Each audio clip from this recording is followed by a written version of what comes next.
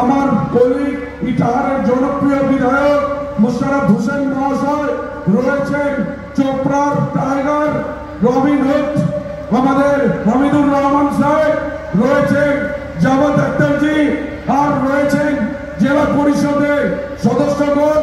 আর আজকে কংগ্রেস ছেড়ে তিনজন যে কংগ্রেসের ব্লক প্রেসিডেন্ট রয়েছেন তারা রয়েছেন, অসীম ঘোষ রয়েছেন তৃণমূল কংগ্রেসের সম্পাদক রাজ্যের, পম্পা সরকার রয়েছেন মহিলা নেত্রী রাজ্যের সাধারণ সম্পাদক, আর আপনারা যারা চাকুরিয়াবাসী রয়েছেন বিভিন্ন প্রান্ত থেকে যারা আপনারা এসেছেন, আমার হৃদয়ের অন্তরস্থল থেকে নমস্কার, প্রণাম, সেলাম সহিত অনেক অনেক অভিনন্দন জ্ঞাপন করছি।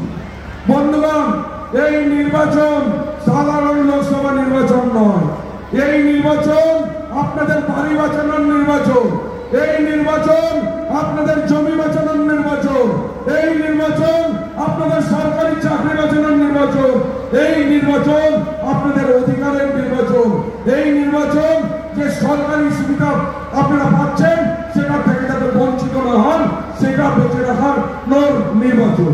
আপনারা যেমন জানেন ভারতবর্ষে ষড়যন্ত্রের সরকার, বিজেপি সরকার, কেন্দ্রের সরকার এনআরসি আর সিএ লাগু করতে চেয়েছে, এনআরসি আর সিএ লাগু করতে চেয়েছে।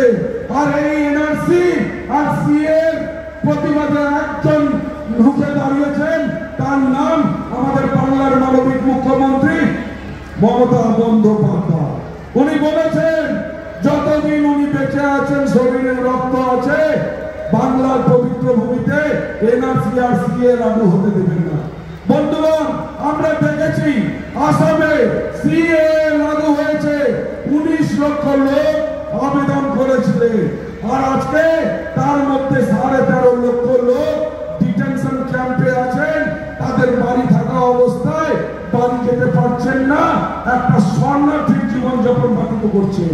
তাদের কাছে যারা আবেদন করেছিলেন তাদের কাছে 1972 সালের প্রমাণপত্র চাওয়া হয়েছিল, কেননা সিএ আইনের মধ্যে আছে, আপনি যদি আবেদন করলেন তার মানে আপনি ভারতবর্ষের নাগরিক না, ভারতবর্ষের নাগরিকতা নেওয়ার জন্য আবেদন করছি। আর যখন আবেদন করছেন তখন আপনার কাছে 1972 সালের প্রমাণপত্র চাওয়া হবে। আমাদের বেশিরভাগ লোক 95% লোকের কাছে 1972 প্রমাণপত্র নাই। আমি সাংসদ পদের প্রার্থী, আমারও কাছে 1972 সালের প্রমাণপত্র নাই। আর যদি এই আইনটা লাগু হয়ে যায়, আমরা যদি প্রমাণপত্র না দিতে পারি তাহলে আমাদেরকেও ডিটেনশন ক্যাম্পে যেতে হবে। সেই জন্য বন্ধুগণ, এনআরসি যদি লাগু হয় আপনাকে 1972 প্রমাণপত্র দিতে হবে। সেই জন্য বন্ধুগণ বলছি, এটা বাড়ি বাঁচানোর লড়াই, এটা জমি বাঁচানোর লড়াই, এটা আপনাদের চাকরি বাঁচানোর লড়াই, আর সরকারি সুবিধা বাঁচানোর লড়াই। সেই জন্য আপনারা একটা জিনিস মনে রাখবেন বন্ধুগণ, একটা ভোট যদি আপনারা কংগ্রেসকে দিলেন মনে করবেন আপনারা বিজেপিকে এগিয়ে দিচ্ছেন। একটা ভোট কংগ্রেসকে দেওয়া মানে আপনাদের এলাকায় আপনারা এনআরসি কে ডেকে নিয়ে আসছেন, আপনারা সিএ কে ডেকে নিয়ে আসছেন। সেই জন্য বন্ধুগণ বলছি, নিজের বাড়ি বাঁচানোর লড়াই আছে। একটা কথা বলবো বন্ধুগণ, যে নিজের বাড়ি পুড়িয়ে দীপাবলি করবেন না। কেউ জাতের নামে মানে সুরসুরি দিচ্ছে, কিন্তু আপনারা ভোট জাতি ভেদে করবেন না, কর্মের ভিত্তিতে করুন, উন্নয়নের ভিত্তিতে করুন। আমাদের মমতা বন্দ্যোপাধ্যায় যখন তৃতীয়বারের জন্য আপার জনমত নিয়ে মুখ্যমন্ত্রী হলেন তখন তিনি প্রতিশ্রুতি দিয়েছিলেন যে লক্ষ্মীর ভান্ডার চালু করবেন, আর 6 মাসের মধ্যে লক্ষ্মীর ভান্ডার চালু করলেন।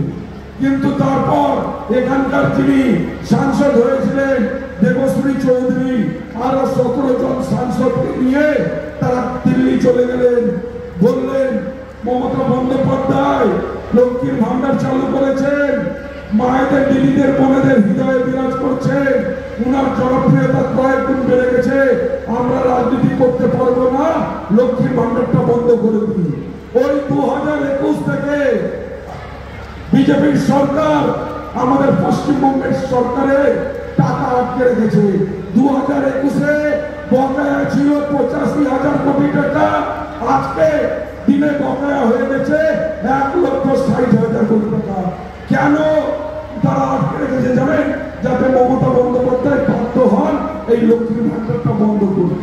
কিন্তু বাংলার বাগিনী মমতা বন্দ্যোপাধ্যায় মেরুদণ্ড সোজা আছে।